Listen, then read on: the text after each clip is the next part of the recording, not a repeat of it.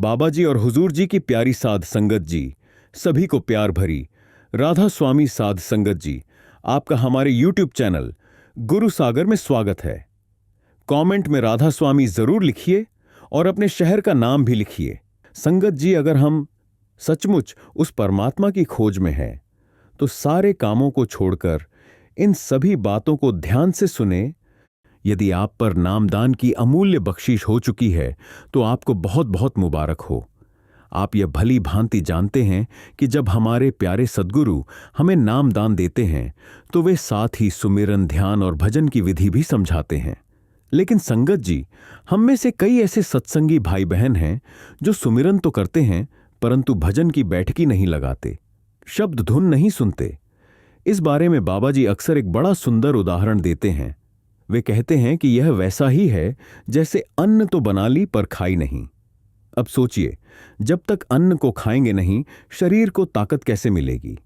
केवल अन्न को देख लेने से या उसकी चर्चा करने से क्या भूख मिट सकती है? बिल्कुल नहीं। ठीक उसी प्रकार नाम का सुमिरन हमारे ध्यान को एकाग्र करने में मदद करता है, लेकिन आत्मा को वास्तविक शक्ति तो भजन से ही प्राप्त होती है। इसीलिए यह वीडियो विशेष रूप से उन सभी सत्संगी साथियों के लिए है जो सुमिरन तो निरंतर करते हैं परंतु भजन की बैठकी को टाल देते हैं। आज हम विस्तार से समझेंगे कि संतों ने बार बार भजन पर इतना जोर क्यों दिया है। क्या केवल सुमिरन करने से ही हमें सब कुछ प्राप्त हो जाएगा, या फिर वर्षों से नाम लेकर भी हम वहीं खड़े रहेंगे, कोई तरक्की नहीं करेंगे? संगत जी, यह वीडियो अत्यंत सुंदर और प्रेरणादायी है। विनती है कि इसे अंत तक अवश्य श्रवण करें। मुझे पूर्ण विश्वास है कि इस सत्संग को सुनने के बाद आप अंदर से गहराई से सकारात्मक होंगे और आज से ही अपने आप से यह वादा करेंगे कि मुझे रोजाना समय निकालकर भजन जरूर करना है। संगत जी देखिए, जब हम इस मार्ग पर कदम रखने की कोशिश करते हैं तो हमारी पुरानी आदतें हमें बार बार पीछे खींचती हैं। जन्मों से जो संस्कार हमारे भीतर जमे हुए हैं वे इतनी आसानी से छूटने वाले नहीं होते। गुरु जानते हैं कि मन को एकदम से रोक पाना या बदल पाना सरल काम नहीं है, इसलिए वे हमें रोकते नहीं बल्कि उसी मन की आदतों का सही दिशा में उपयोग करना सिखाते हैं। वे कहते हैं कि जिस प्रवृत्ति को हम नकारात्मक रूप में इस्तेमाल कर रहे हैं उसी को सकारात्मक बना लो। मन की सबसे बड़ी आदत है हर समय किसी न किसी चीज के बारे में सोचना। मन कभी खाली नहीं बैठता, यह आदत तो हमारे भीतर है ही। तो गुरु हमें समझाते हैं, इस सोच को बदलो। जब सोचनी ही है तो क्यों ना मालिक को याद करो, क्यों ना नाम का सुमिरन करो। जब हम किसी व्यक्ति के बारे में बार बार सोचते हैं तो उसकी शक्ल, सूरत, उसका रूप हमारे सामने आने लगता है। उसी प्रकार जब हम नाम का सुमिरन करते हैं तो धीरे धीरे हमारा ध्यान अंधकार से हटकर उस दिव्य ज्योति पर टिकने लगता है और फिर गुरु की कृपा से उनके स्वरूप पर। इसी तरह संगत जी, हमें एक और आदत है इकट्ठा करने की। हम चीजें खरीदते जाते हैं, जोड़ते जाते हैं, जमा करते जाते हैं। मन को हमेशा और चाहिए। अब सोचिए, यही आदत अगर संसार की चीजों के पीछे लगाएंगे तो अंतहीन इच्छाएं ही रह जाएंगी, तृप्ति कभी नहीं मिलेगी।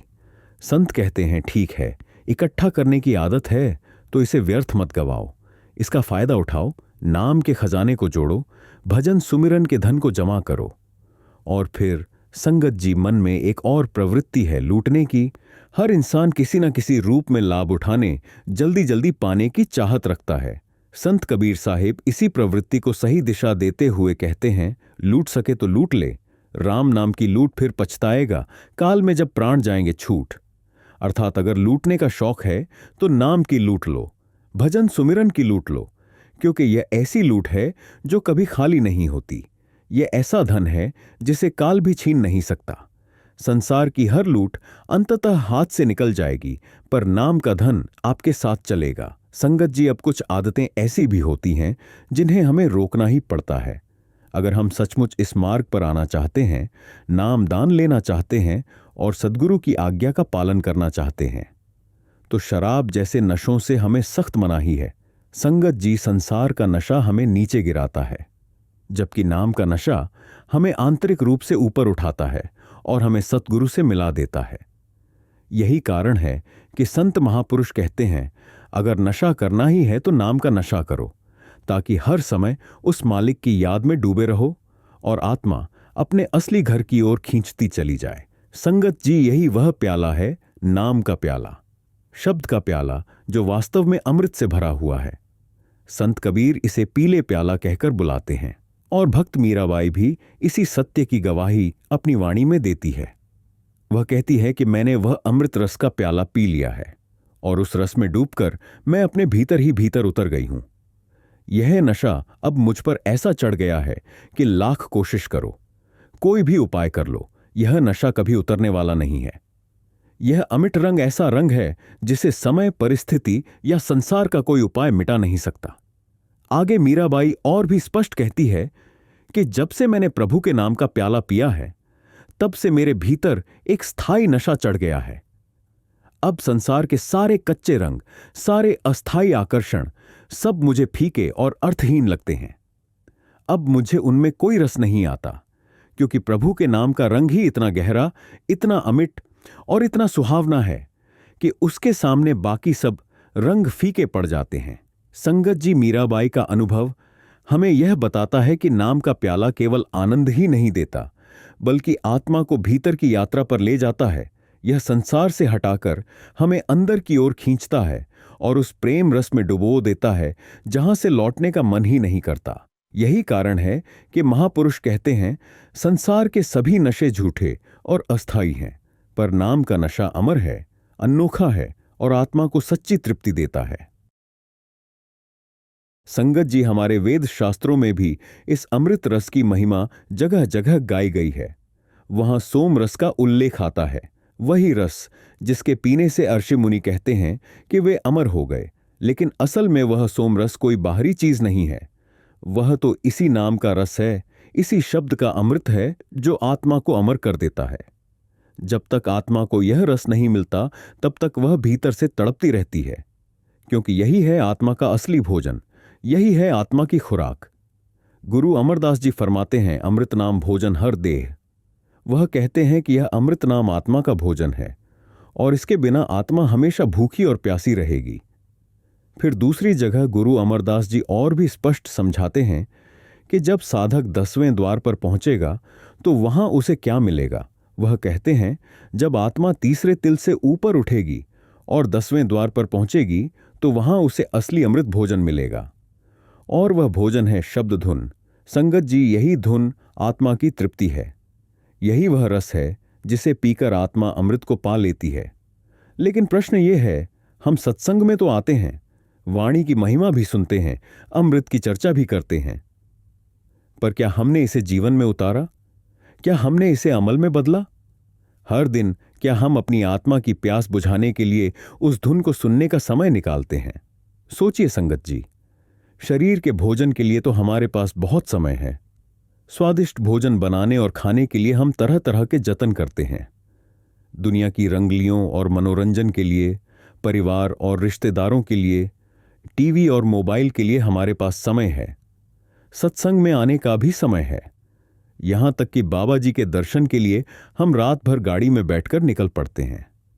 पर असली सवाल यही है, क्या रोजाना हम अपनी आत्मा की भूख बुझाने के लिए समय निकालते हैं? क्या उस धुन की ओर, उस भजन की ओर, उस अमृत भोजन की ओर हमने प्रतिदिन कुछ पल दिए?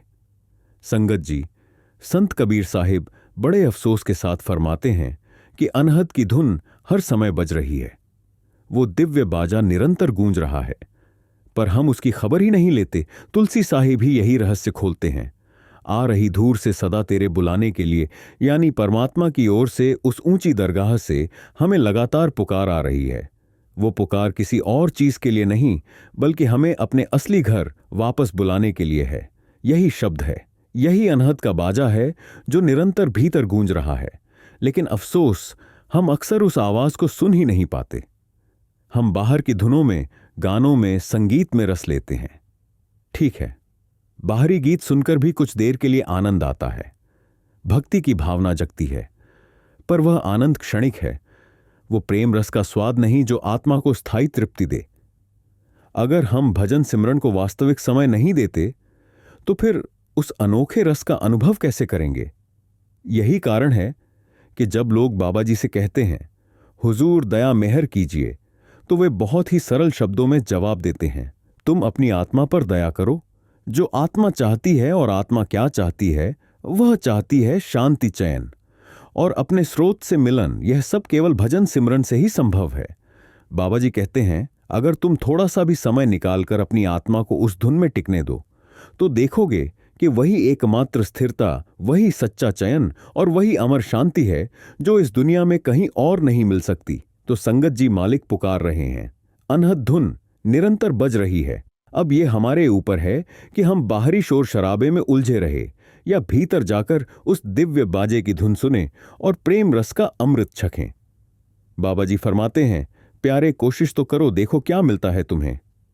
संगत जी जरा सोचिए, एक सच्चा सत्संगी जिसने बरसों तक भजन को अपना समय दिया है, अगर आप उससे पूछें कि क्या वह एक दिन के लिए भी भजन छोड़ सकता है, तो उसका उत्तर साफ होगा, कभी नहीं। चाहे भीतर उसने कुछ देखा हो या ना देखा हो, वह फिर भी भजन छोड़ने को तैयार नहीं होगा। क्यों? क्योंकि यही है नाम का रस, यही है नाम की मिठास, यही है नाम की शक्ति जो उसे बार बार खींचती है, उसे बैठाती है और उस अदृश्य धुन के साथ जोड़ती है। इसीलिए कहा गया है कि अगर दिन में केवल 10 मिनट भी हमें मिल जाए और हम उन 10 मिनट को भजन के लिए समर्पित कर दें, तो विश्वास मानिए, संगत जी उसी क्षण हमारी आत्मा सचखंड में हाजिरी लगा लेती है। वह 10 मिनट आत्मा की सबसे गहरी प्यास बुझा देते हैं। उस थोड़े से समय में जो तसल्ली, जो संतोष, जो शांति मिलती है, वह पूरे संसार की किसी दौलत, किसी रिश्ते, किसी मनोरंजन से भी नहीं मिली शक्ति। और सबसे बड़ी बात, जब हमारा गुरु देखता है कि उसका शिष्य ईमानदारी से, प्रेम से, चाहे थोड़े ही समय के लिए क्यों ना हो, लेकिन हर दिन उसकी आज्ञा पर चलता है, तो सद्गुरु का हृदय प्रसन्न हो जाता है। और संगत जी, अगर गुरु हमसे प्रसन्न हो गया तो समझ लो कि हमें जैसे जहां मिल गया। जीते जी भी और मरने के बाद भी गुरु की प्रसन्नता ही हमारी सबसे बड़ी उपलब्धि है। और यही वो खजाना है जिसके आगे पूरी दुनिया फीकी पड़ जाती है। संगत जी आगे कबीर साहब समझाते हैं कि इंसान का जीवन कैसे व्यर्थ चला जाता है। बचपन आया तो सारा समय खेल कूद में गवा दिया, ना मालिक की याद आई, ना जीवन के उद्देश्य की समझ हुई। फिर जवानी आई तो वासनाओं और मोह माया के बंधन ने जकड़ लिया। इच्छाओं के गुलाम बनकर आत्मा और अधिक उलझती चली गई।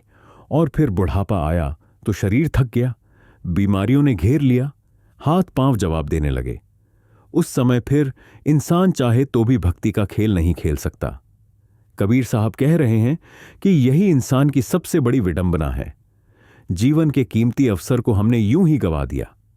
संगत जी, अगर हम सचमुच अपने जीवन की तरफ देखें, विचार करें, तो साफ दिखाई देता है कि कैसे कैसे हमने आदतों को अपनाया और आज वे आदतें ही हमें नियंत्रित कर रही हैं।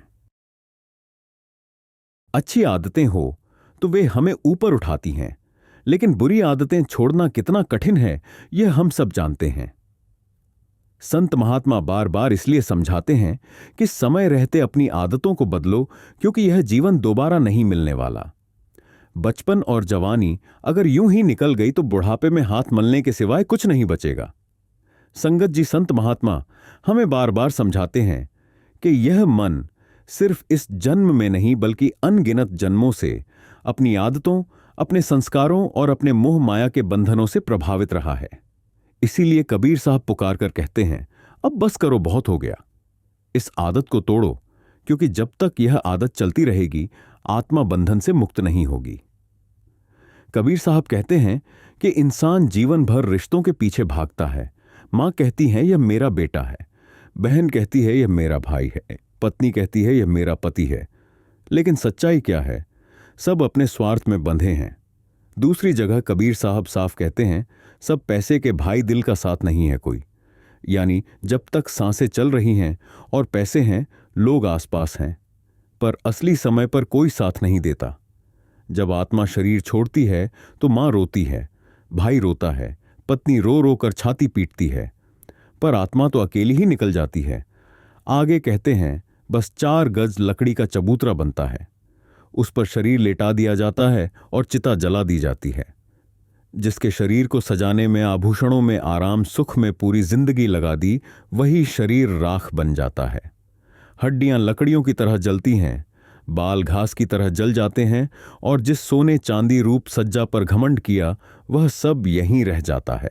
इसलिए कबीर साहब कहते हैं कि यह दुनिया छलने वाली है, इसमें उलझो मत, इसमें लटक कर मत रहो, क्योंकि आखिरकार कोई भी साथ नहीं देता ना परिवार, ना रिश्तेदार, ना धन दौलत, केवल नाम, केवल शब्द ही आत्मा के साथ जाता है।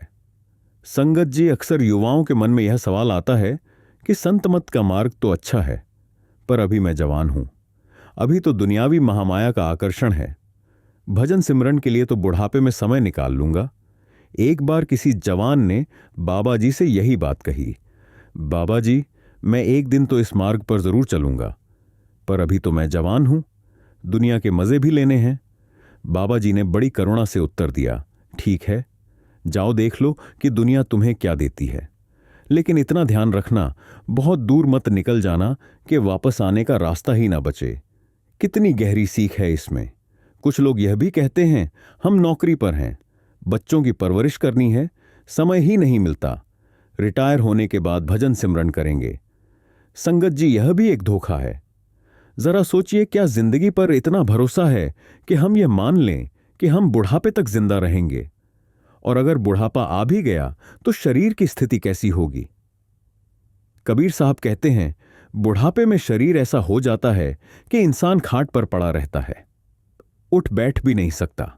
आज ही अपने आसपास देख लीजिए, 60 से 70 साल की उम्र में जब घुटनों में दर्द, पीठ में तकलीफ, बीमारियों का बोझ आ जाता है, तब क्या ध्यान लगाना आसान है? जिसने जवानी से आदत नहीं डाली, क्या बुढ़ापे में बैठ पाना सहज होगा? नाम की आदत भी तो अभ्यास मांगती है।